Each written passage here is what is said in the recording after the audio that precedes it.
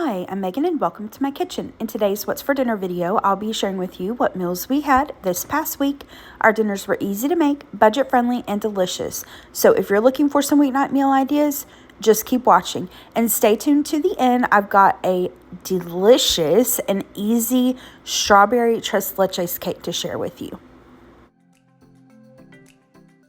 For dinner this first night, I apologize. I didn't get a picture. I totally forgot about it. We had a busy day running errands and doing different things. We'd grabbed KFC for lunch and we had leftovers. And so we just had the leftovers from KFC for dinner that night. For dinner the next night, I'm making a Firehouse Meatloaf. This is like an Italian style meatloaf. I'm not really sure how it got the name Firehouse Meatloaf, maybe because it's Italian.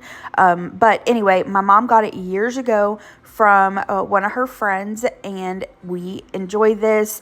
I will have the recipe typed out in the description box below for you. I've got the oven preheating to 375 degrees.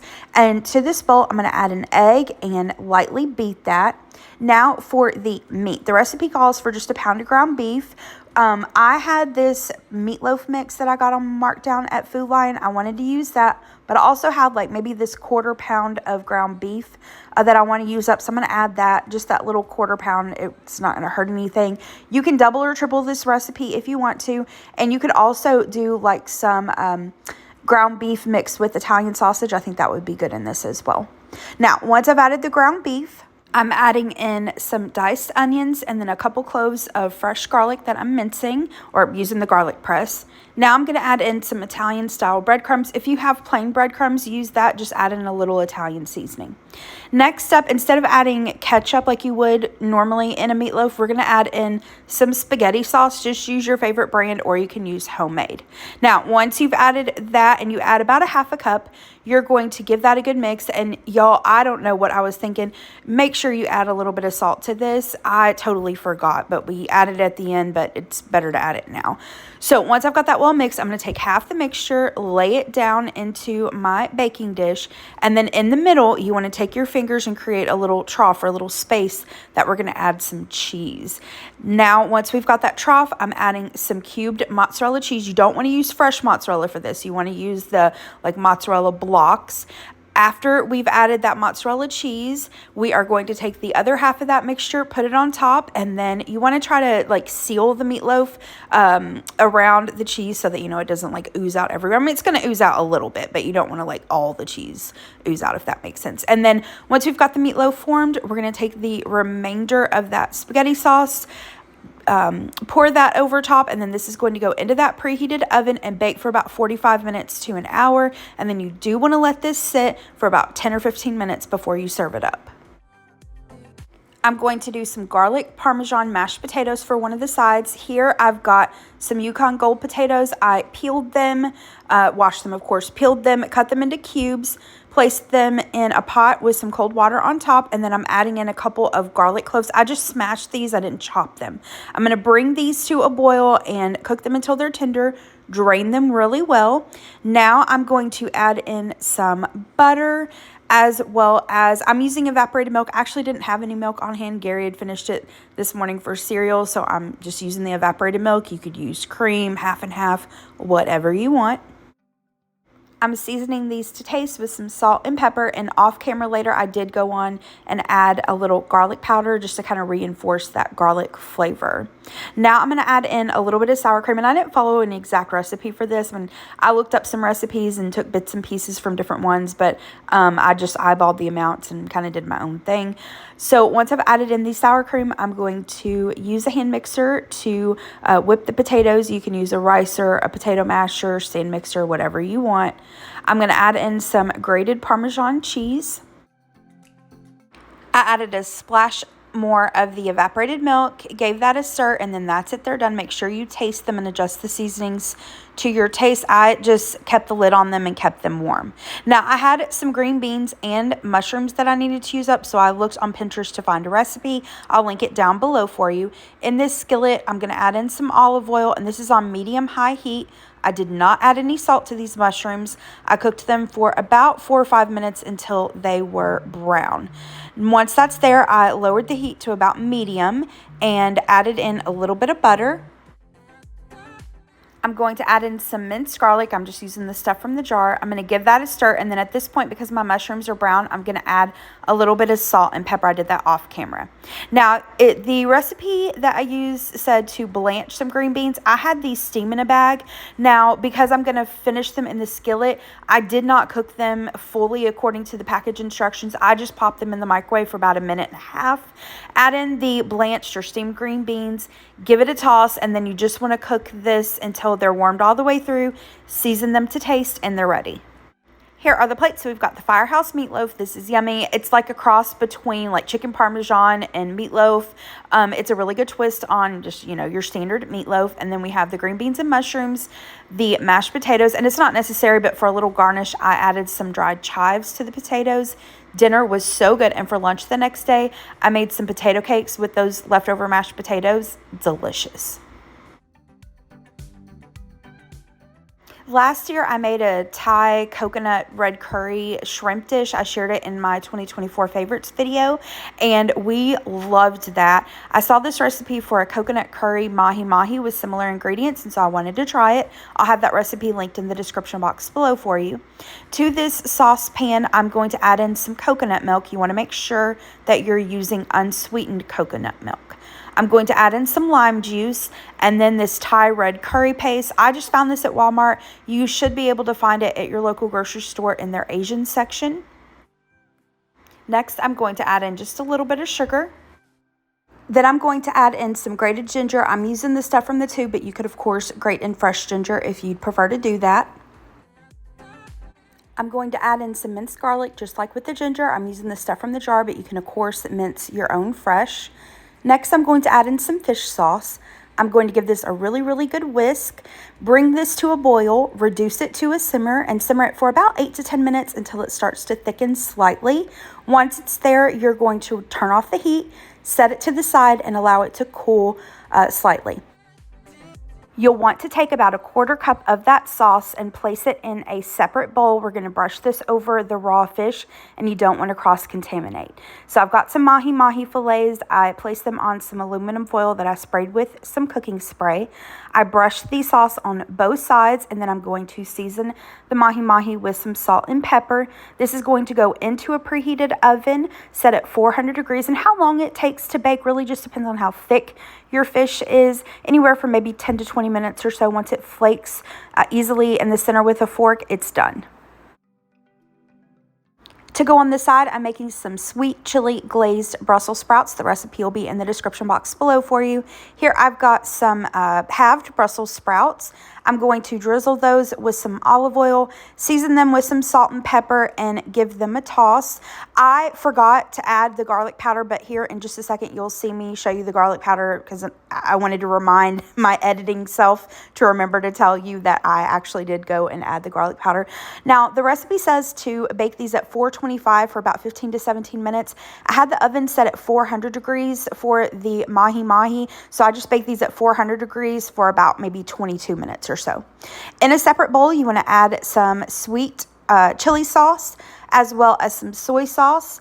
Give that a good mix and then set that to the side. This is going to be the glaze for the Brussels sprouts. So once the Brussels sprouts are tender and brown to your liking, the recipe says to take the glaze and brush them on top of the Brussels sprouts. I just toss them together. It takes less time and tastes the same to me.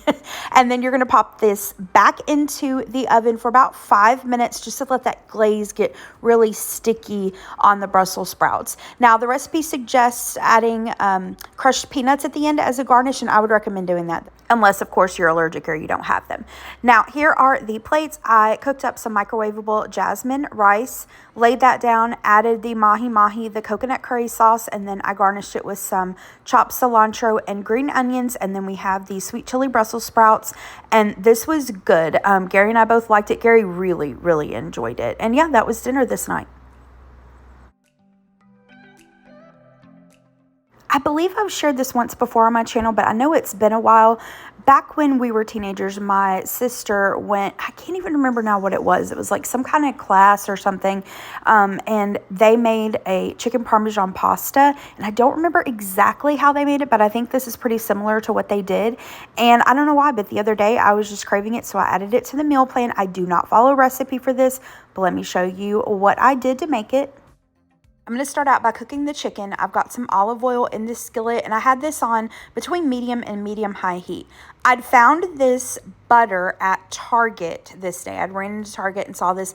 I've never seen it before. Maybe they're new, or maybe I just haven't paid attention, but it's a garlic and shallot butter. It also had like some balsamic vinegar in there, and I just thought that would be delicious in this. So once the oil and butter were heated up, I added in some chicken that I cubed. Now, I'm cooking the chicken up tonight. You could use leftover chicken, rotisserie chicken, or honestly, you could even take like frozen chicken patties or chicken nuggets, cook those up in the oven or air fryer, and chop them up and add them to the finished pasta.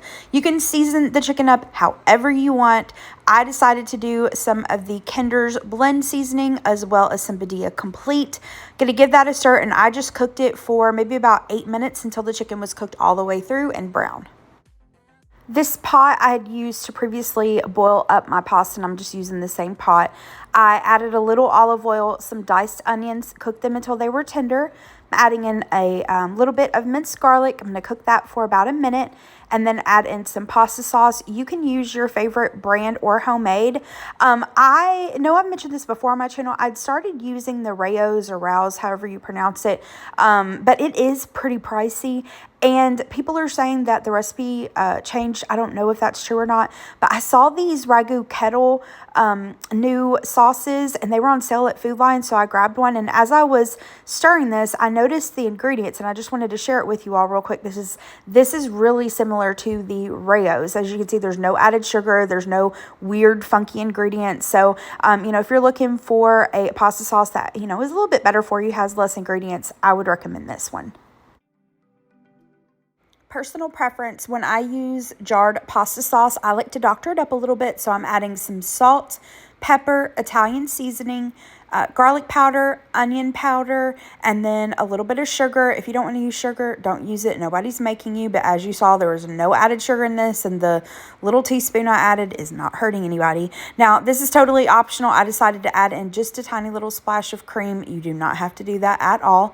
I'm going to add in some shredded Parmesan cheese. You could do the, grated stuff in the jar if that's what you've got. I'm going to give that a good stir and then add in my cooked pasta. This is some whole wheat penne. I just cooked in some salted water according to the package instructions. Use whatever kind of pasta you want. You could also bake this in the oven. If you're going to do that, I would suggest you undercooking the pasta by a couple of minutes. Once I've got that mix, I'm going to add in that cooked chicken and give that a stir, and then I'm ready to serve it up. You can, if you want, sprinkle this with some shredded mozzarella cheese or some provolone cheese. Put a lid on it and allow that cheese to melt if you want to do that. To go along with that, I have this cheese garlic bread. I'm going to cook it according to the package instructions. And then here are the plates. So we have the pasta, a little extra Parmesan cheese on top as a garnish, the garlic bread. I wasn't super hungry this night, so I just stuck with the pasta and garlic bread. But I made Gary a big salad, and that was our dinner this night.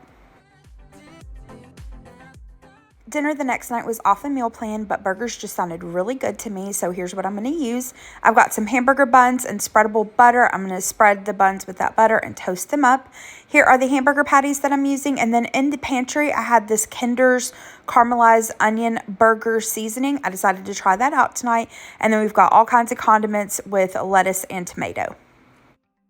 I seasoned both sides of my patties. I decided to use the Cuisinart indoor grill tonight. This is not sponsored, by the way. I bought this with my own money. They have no idea I've bought this, but I like this. It really does taste like you're grilling outdoors. So I cooked these on 400 degrees for about 5 minutes per side until they were done to our liking. And then the last minute or two of cooking, I did brush both sides of the hamburger patties with some barbecue sauce, and then I added a slice of Colby Jack to 2 of the burgers, and that was the burgers. And then for the side, I made a loaded baked potato salad. I've shared this many times before on my channel. I'll link the recipe in the description box below for you. Here are the plates. So we've got the hamburgers on the buttered buns with that baked potato salad. We added the condiments of our choice, and the potato salad was delicious. And the burgers were so good, so good. Gary and I both really loved that seasoning on those burgers. For dinner the next night, I made slow cooker Korean beef. I've shared this several times before on my channel as well. This is from Dinner in 321. I'll link the recipe video in the description box below. We'll just quickly walk through it tonight. So here are the ingredients that we're going to use for this. The recipe calls for either flank steak or chuck roast. I happen to have some flank steak in my freezer and I wanted to use it up, so that's what I'm going to use. I allowed it to thaw. I've seen chuck roast though on sale here lately at several grocery stores around me, so if you can catch it on sale, I would give this a try. Now for the sauce, we're going to need some brown sugar, garlic powder, beef broth, I'm using water and some beef bouillon, soy sauce, sesame oil, and cornstarch. Now the recipe calls for red pepper flakes, which you can totally use, but I have gochujang on hand, so I'm going to use that. And then I like to add minced ginger into this. So all we're going to do is mix up our sauce ingredients, and I apologize, I forgot to mention the diced onions there. We're going to add the sauce ingredients and the onions to our crock pot, give it a good mix, add in our beef, and you want to kind of submerge the beef down, and then you can cook this on low all day, 6 to 8 hours. I got it started late, so I cooked it on high for about 4.5 hours. Once the meat is cooked all the way through and is just falling apart, you can shred it with a fork. It's ready. You want to shred the meat up. And this is what it looked like when it was done. Now, the recipe does not call for this next step, but I have found that we love this with broccoli. And so at this point, I like to add in either some fresh broccoli or frozen broccoli. I also had some shredded carrots I needed to use up tonight, so I added those in. But I like to add in the broccoli, give it a stir, cover it with the lid, and allow it to cook on low for maybe 15-20 minutes until the broccoli's warmed all the way through. But again, that's optional. Now, you could serve this over rice. Dinner in 321 suggests using these Momofuku noodles, and we love it with the noodles. Now they are on the pricey side, so I like to get them on sale. You could also use ramen noodles, or honestly, you could just cook up some fettuccine or spaghetti noodles. And this is what the noodles look like when they were done. I did use the packets in the noodles, by the way. I tossed the sauce along with the noodles, and then that's it. It is ready to serve up. This is so good. Gary was like clamored for the leftovers. If you like Asian food, this is really good. I will say it is a little on the sweet side. You could cut back to like maybe a half a cup of brown sugar and then try adding more, or you could add more gochujang if you want. Gary likes to add some sriracha on top of this, but this is so good. For the last dinner in this week's video, we actually had leftover of the Korean beef and noodles, and that was our dinner that night.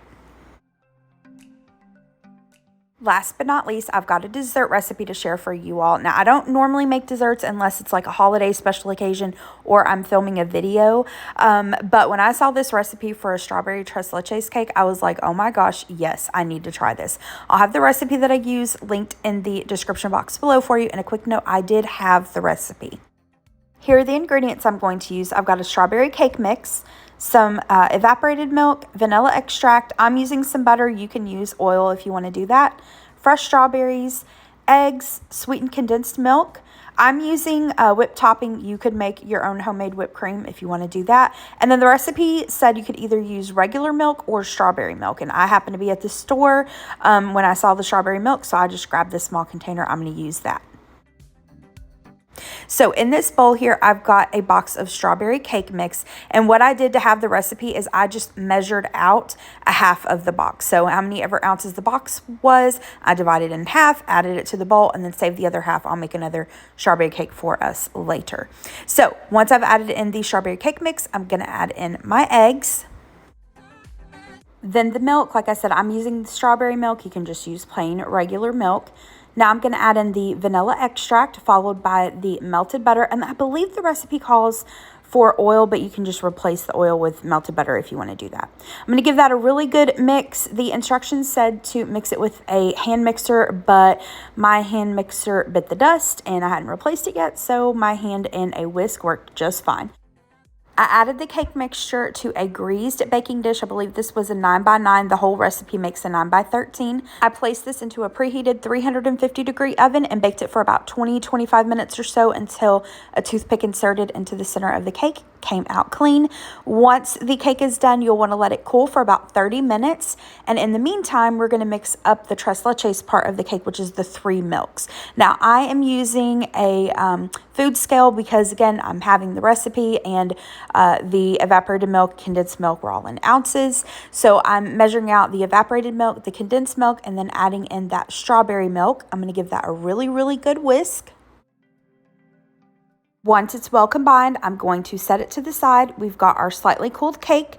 I'm taking the flat end of a skewer and poking lots of holes in the cake, and you want to poke a lot of holes because that's going to allow your tres leches mixture to soak into the cake. So once you pour that all over the cake, you want to cover this, and you want to let this sit in the refrigerator for at least 3 hours, but ideally overnight. And then when you are ready to serve it, we're going to add our whipped topping. Like I said, I'm just using the store-bought. I thawed it in the refrigerator. You can, of course, make your own homemade whipped cream if you want to do that. And then as a garnish, we're going to add some sliced strawberries on top, and then that's it. And y'all, this cake was so good. I love strawberry cake anyway, and I've had tres leches cake a couple times. I haven't had it a lot, but I've had it a couple times, and the times that I have had it, I've liked it. And so, like I said, when I saw this recipe, and Gary loves tres leches cake, when I saw this recipe, I was like, we need to try this, and this was a really great way to doctor up a boxed cake mix. It was so good, so I hope you give this recipe a try. All right, that is it for today's video. Thank you for watching. I hope that you liked this video. If you did, hit the thumbs up button below and subscribe to my channel if you're not already, and I hope you have a great rest of the day. Thanks so much. Bye-bye.